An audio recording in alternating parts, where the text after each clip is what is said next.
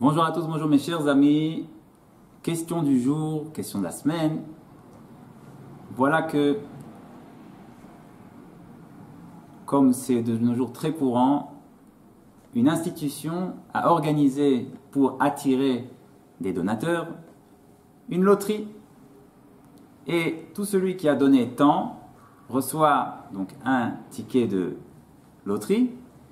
Et au bout du compte, la chose est tirée au sort et celui qui a été élu, tiré au sort, dans notre cas à nous, méritait de gagner un demi-million de shekels, 500 000 shekels. La loterie a lieu, le tirage au sort a lieu, dans les règles de l'art. Le responsable de la loterie s'appelle Shimon.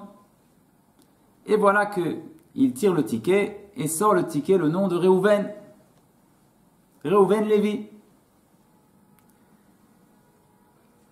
Et bien sûr, Shimon téléphone à Réhouven Lévi et lui annonce, avec la solennité de la chose, qu'il a mérité de gagner 500 000 shekels, un demi-million de shekels. En euros, à peu près 150 000 euros. Immédiatement, bien sûr, Réhouven remercie Shimon, raccroche et se tourne vers sa famille et prononce la bracha pour les bonnes nouvelles, comme le dit la Mishnah dans Pirkei Avot, dans Brachot, au 9e Pérek, quand on entend une bonne nouvelle qui nous concerne plusieurs personnes. Baruch HaTov ve'Hametiv. Voilà qu'il bénit Baruch HaTov ve'Hametiv. Bénit celui qui fait le bien. Une fois cela dit, la famille se réunit et voilà que l'épouse suggère à son mari, mon cher mari, voilà que jusque-là nous n'avions pas vraiment les moyens de rendre visite à nos parents qui habitent en Chutz La'aretz. Peut-être voilà l'occasion de faire un bon usage de cet argent. Prenons un séjour pour leur rendre visite, pour les réjouir. Voilà comme on dit, la chokhmat nashim, la sagesse de la femme. Faisons quelque chose de bien avec ça. Et voilà que Réhouven est enchanté de l'idée et téléphone, commande des billets d'avion pour sa femme, pour tous les enfants, appelle les hôtels, commande des places aux hôtels, dans des hôtels qui soient à la mesure du budget qui a été reçu. Et les commandes sont faites en voilà quelques heures. La famille est heureuse. Et voilà que le soir, le téléphone sonne à nouveau. Qui est au bout du fil? Shimon, celui qui les avait appelés quelques heures auparavant pour leur annoncer la bonne nouvelle. Le voilà qui à nouveau téléphone. Et pour dire quoi? Cette fois, il appelle pour présenter ses excuses. Dit Shimon à Réhouven, Réhouven, je suis profondément désolé, mais il y a eu une erreur. Il se trouve que parmi ceux qui ont participé à la loterie, il y avait un second Réhouven Lévi. Et uniquement maintenant, j'ai vérifié les numéros de carte d'identité. Et il se trouve que c'est le second et non pas toi. Et donc, je suis obligé de remettre le chèque non pas à toi, mais au second. Je suis désolé, c'est mon erreur. Je n'avais pas vérifié qu'il y aurait un second Réhouven Lévi. Toutes mes excuses. Bon. Réhouven retourne vers Shimon et lui dit, écoute, pour la peine causée, je te pardonne. Mina Shammai, ça vient du ciel, ça n'a rien à voir avec toi. Kaparat avonot, c'est l'expiation de mes fautes. Mais il y a une chose que oui je demande, dit Réhouven, c'est qu'entre-temps, j'ai commandé des billets d'avion. J'ai commandé des places d'hôtel pour 15 jours en Chutz La'aretz.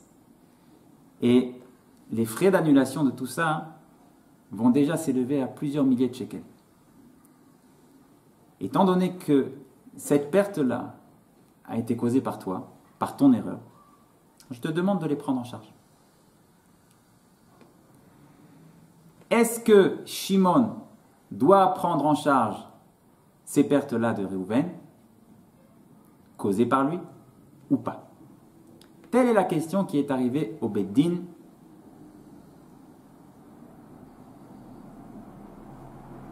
et que nous allons traiter maintenant. Qu'est-ce que vous dites? Est-ce que Shimon doit payer les frais d'annulation de Réhouven ou pas? Qu'est-ce que vous dites?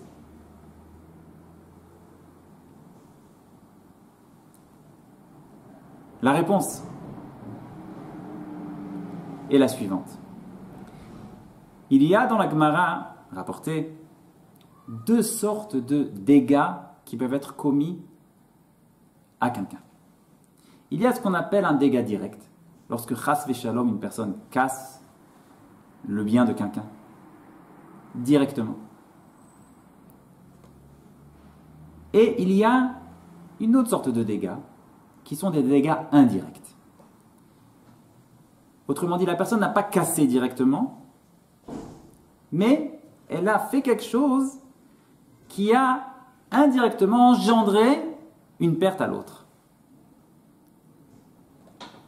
Ça s'appelle dans le langage de la Gemara grama.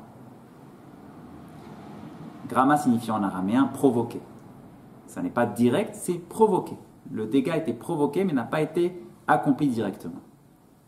Il y a donc nezikin, les dommages, et il y a grama des nezikin, les dommages provoqués mais pas directement. Lorsque un dommage appartient à la catégorie des dommages directs, alors la loi est claire, c'est que bien sûr celui qui l'a provoqué doit payer. Lorsque le dommage appartient à la catégorie des dommages indirects, Grama des Enezikin, alors la Gemara dit Midina de Hara, au niveau des lois d'ici-bas, qui sont tranchées par les hommes, on ne peut pas obliger celui qui a provoqué le dégât, la perte, à payer.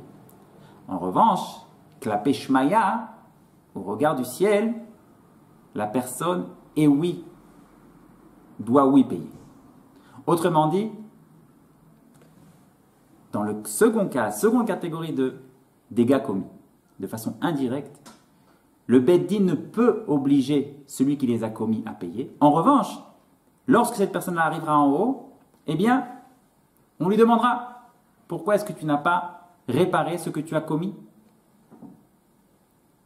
Et c'est la raison pour laquelle, dans notre cas, nous, où le cas de la perte engendrée par Shimon est une perte indirecte, il n'a pas cassé les vitres de Réhouven, il n'a pas cassé sa voiture, il ne lui a pas pris de l'argent, mais il s'est trompé, il lui a annoncé qu'il avait gagné à la loterie alors qu'il ne l'avait pas, et donc lui, entre-temps, a acheté. Il s'agit donc d'une perte causée par Shimon, mais de façon indirecte. Donc dans ce cas-là, nous ne pouvons pas d'ici, le Beit Din, obliger Shimon à payer. En revanche, Shimon doit savoir que lorsqu'il arrivera en haut, eh bien on lui demandera « Pourquoi est-ce que tu n'as pas réparé ce que tu as engendré ?» Telle va être donc la réponse donnée par le Beit Din sur cette question.